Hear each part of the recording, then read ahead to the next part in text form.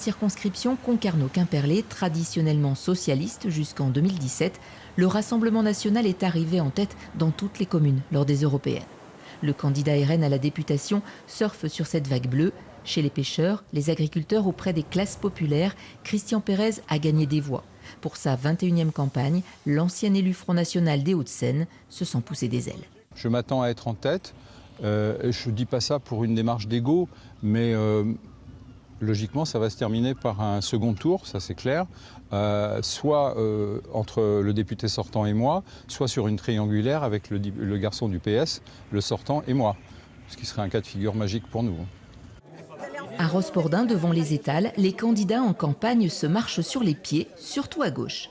Cas unique dans le Finistère, le candidat du Nouveau Front Populaire, Thomas Lebon, insoumis et professeur de philo, affronte Sébastien Miossec, maire PS de Riec-sur-Bellon. Le dissident socialiste s'était désisté en 2022 pour le candidat de la NUP, pas cette fois. On a justement tiré les leçons de 2022. En 2022, le candidat insoumis au deuxième tour a fait le plus mauvais score de la gauche depuis 1968 au deuxième tour. On a eu aussi depuis les élections européennes. On a vu aussi un certain nombre de dissensions à gauche sur un certain nombre de points fondamentaux qui font que ce que je veux porter à travers ma candidature parle à plus d'électeurs et en capacité surtout de gagner au second tour.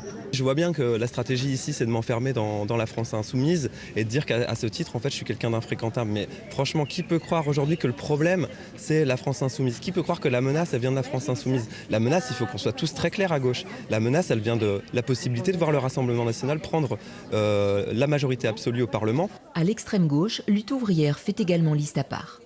On en a déjà vu des alliances électorales de gauche et à chaque fois ça s'est traduit par des déceptions, des trahisons pour les travailleurs, parce que nous on sera les seuls dans cette campagne à dire que c'est pas en votant qu'on changera le rapport de force. Ce qui a tout changé en 1936, c'est la grève générale avec occupation d'usines. Perte des emplois industriels, manque de moyens des hôpitaux, difficulté à se loger. Si les défis sont réels pour le territoire, l'enjeu des législatives est ailleurs, à gauche comme à droite.